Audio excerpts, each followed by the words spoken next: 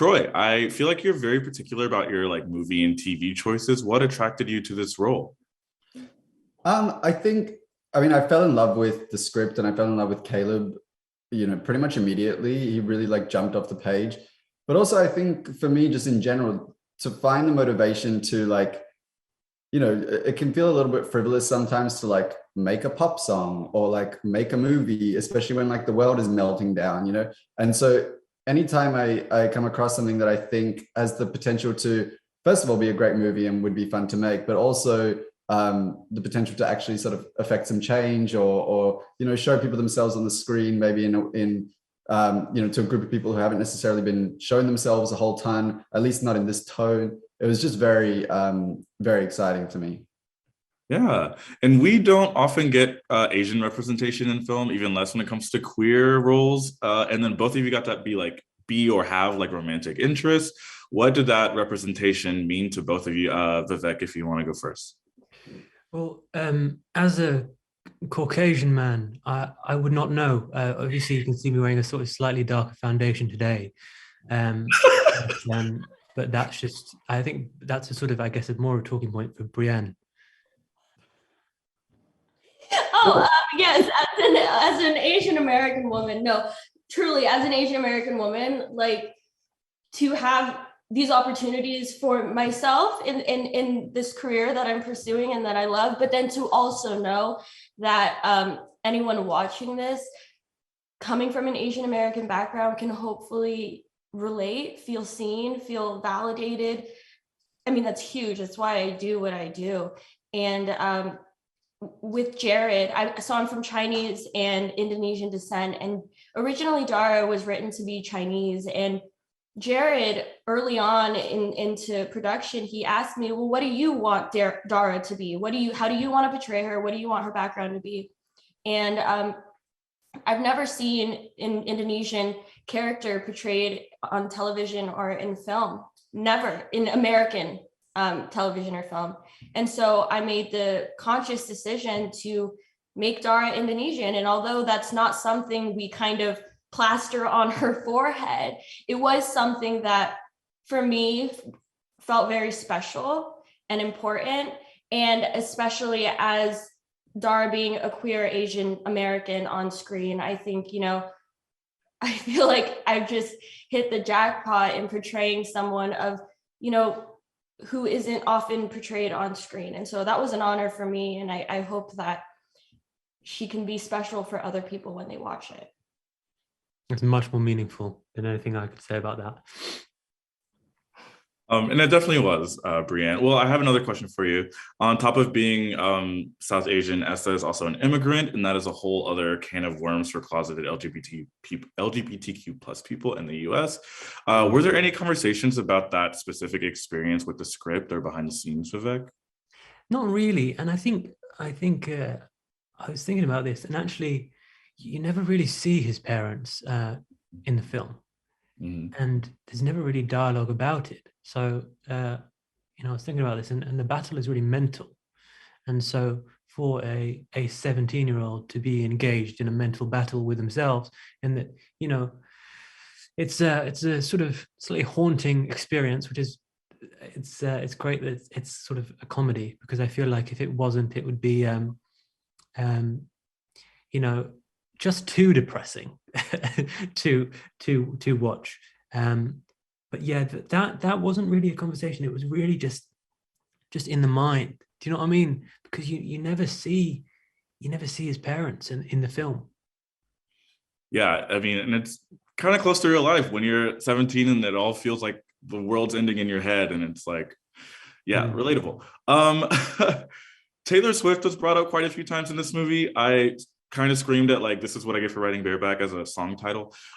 Troy, I know you're a big fan. Was that fun to incorporate into the film? Very, very fun. I mean, I don't know if this is like public information, but Jared Frieda is literally, I know this is a big thing to say, I think he's her #1 fan. I think so.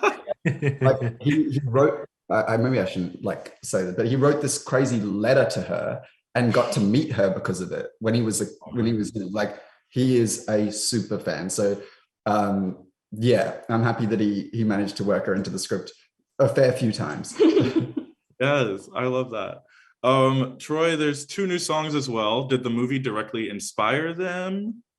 Yeah, I actually wrote them like completely for the film, and that was really fun for me as a songwriter. You know, I basically try to write the songs as Caleb, you know, which was really, really, really fun for me to do. I've always wanted to do something like that.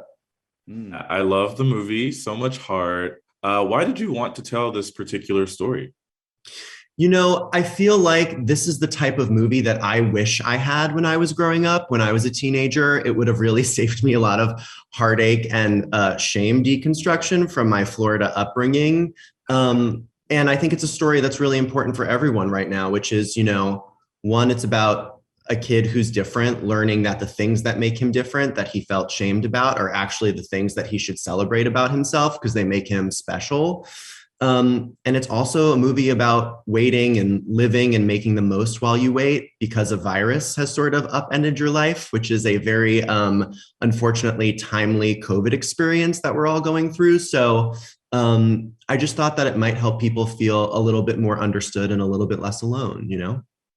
Yeah, and that kind of goes directly into my next question. So I think that the anxiety around contracting HIV is particularly prominent in gay men. And I thought this film really emphasized the point that shame can be like almost more powerful than the virus, especially with modern medication. And for instance, like Esta said that he wished he had cancer so he wouldn't feel like the potential diagnosis was his fault, you know? So why was that the point you wanted to make?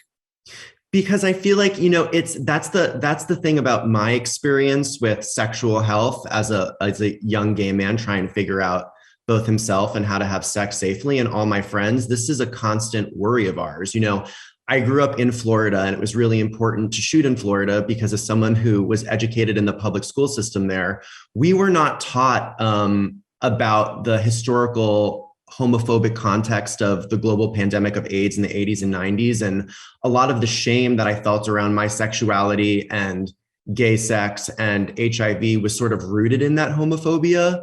And it's really important that we have a dialogue and a conversation about it, especially because right now in the Florida House, they just passed a Don't Say Gay bill, where literally now in public schools, you can't even say the word gay.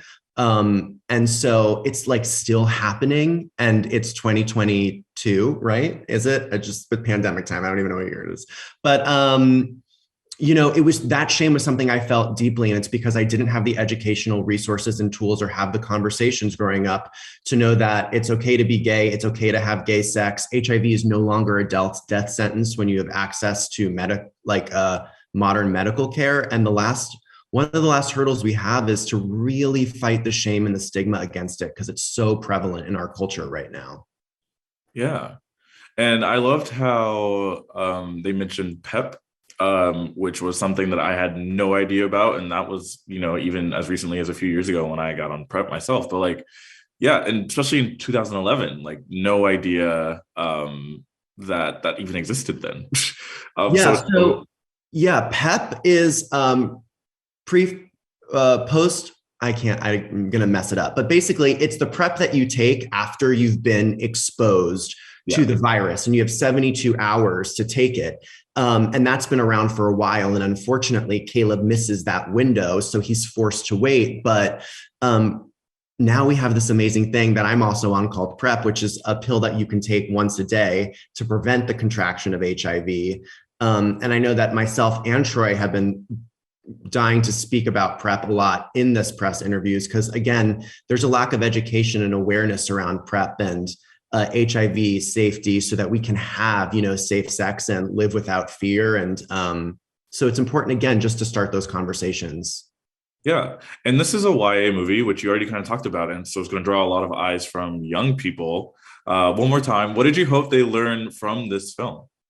Yeah, you know, I hope that they, first and foremost, just feel less alone and less isolated. That's what this type of a movie, you know, would have done for me when I was growing up. And just to learn that the things that make them different, the things that they fear about themselves, the things that like the heteronormative world around them might make them feel ostracized for, they will learn that those are the things that make them truly invaluable and special and needed and necessary in the world. And that's a journey that Caleb goes on. And I just want kids to know that about themselves too, so they can stick around and help fight for a better world for all of us and live with a lot of joy. Yes. Tell me about the casting. How did Troye get involved? Oh my goodness. Well, understatement of the century is that I am the biggest Troye Sivan fan on the planet. I even tell the story that randomly I went to his first show at the Roxy in LA in 2013, 14, which is when I first wrote the script. And this script has went through a lot of lives. It was a movie, then it was a TV show, and we finally made it as a movie. And at every iteration, I was like, let's go to Troye. It has to be Troye. Because the truth is, the two main characters are Caleb and Esta, and they're like two sides of the same coin. Caleb is the kid that I wished I was in high school, and Esta is the kid I actually was, like a huge nerd who just wanted to find happiness. And Troye is the cooler version of me. He is the kid I wished I could have been in high school. So it was sort of like a no-brainer. And when we eventually got the script to him and he signed on, he just inhabited Caleb so quickly. He's such a naturally gifted actor. He's so subtle and minds for comedy, but also emotional truths. And, he carries this movie on his back. He is in every single scene. He has to access every part of the emotional spectrum to bring Caleb's journey to life. And I think people are going to be blown away by just how gifted of a performer he is, and as an actor, and I can't wait for people to see it. Same. I've never seen Troye in a role like this, so I was amazed. And then we have two Asian leads, which is surprisingly unusual for teen rom-coms. And romantic leads don't often look like Esta, who comes off as a bit nerdy, and it's at one point even listening to Kids Bop, I think. Why was that kind of like the image you wanted to craft in this role? For me, the reason I tell stories is to reflect my world and my truth. And that this is just like what my world looks like. And for me, it was important to reflect that in Caleb's story, which is partially my story. And also, having different perspectives and characters with different life experiences and identities makes for a broader, richer tapestry. And it simply makes the movie better. And I want to make the best movie I can. So for all of those reasons, it felt like an incredible opportunity and to help tell these stories and to work with incredible actors like Brianne and Viveik, who are just again, like Troye, uber talented up and comers. Cannot wait to see where their careers go from here because they're just both so special. So it was honestly an honor to be able to work with them and to have those leads in this film. Yeah. And then last question, kind of a spoiler, but as far as Caleb's diagnosis goes, it's kind of left open-ended. Why was that ending the one you wanted? So it's so funny. When I first wrote this story, I woke up in the middle of the night in like a fever dream and dreamt of this kid named Caleb going through this experience. And I free wrote the first 10 pages, which are sort of the same, even though I've literally rewritten the script maybe 5 million times. And after I wrote those pages, the first thing I knew was that this was the ending that needed to be the ending of the film. And it's for the reason that I said before, my goal is to create a dialogue, to spark conversation, to jump in the pool and splash around and say, hey, look over here. Let's talk about this thing that's an important topic that is sort of under discussed. And it's something that would help spark a dialogue, but also gets to the heart of the theme of what I wanted to say about HIV in the modern world, which is either way, Caleb's going to be okay. He's going to live a long, happy life.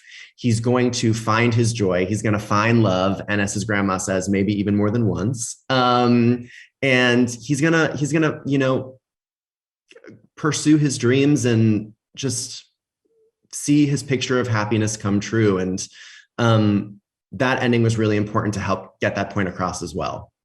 Well, I think the beauty in having it be open-ended is that no matter what his diagnosis is or lack thereof, he is still going to live an incredible life on his terms. And HIV, what our movie is, reminding people is that HIV is not a death sentence. It does not mean that you are a pariah in society. It does not deserve the shame and stigma that it so often gets. And at the time that the movie takes place, 2011, and now, like, it's something people live with, and they're just as human and lovable and acceptable as anybody else. And so I think with the movie being open-ended, it's like, we're basically saying, doesn't fucking matter. He's gonna be okay. Mm-hmm. Yeah, I love that. My last question is, what do you hope, like, not only young people, but anyone watches, like, anyone watching takes from the film? And you kind of just answered it. But if anyone else has, if Troye or Vivek have any last thoughts you want to throw out there, then I would love that. Go ahead, Troye. I mean, for me, I just had such poor sex education at school that I'm not saying that this movie is necessarily going to replace that by any means, but I think it's like definitely the hope is that it sparks conversations that I previously had. You know,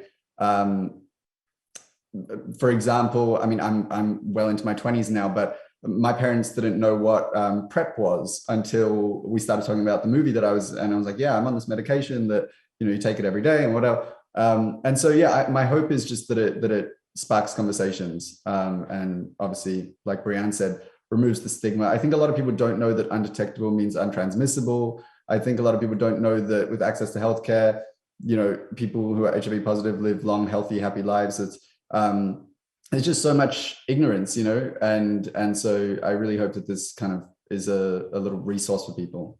100%. Same as Troye. Do you know what I mean?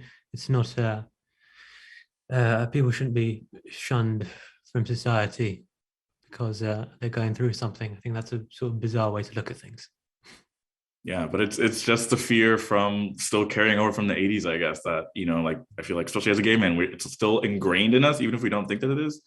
That is like valid and understandable. You know what I mean? Like, it was such a traumatic event, and our history is so important to acknowledge. And that's why I think it's important that, you know, these heavy, intense, sad HIV movies exist. But now it's also, you know, it's like, well, where are we today? And let's acknowledge that, you know, and let's celebrate that. Something hopeful. Let's celebrate that. Yeah, something hopeful. I love that.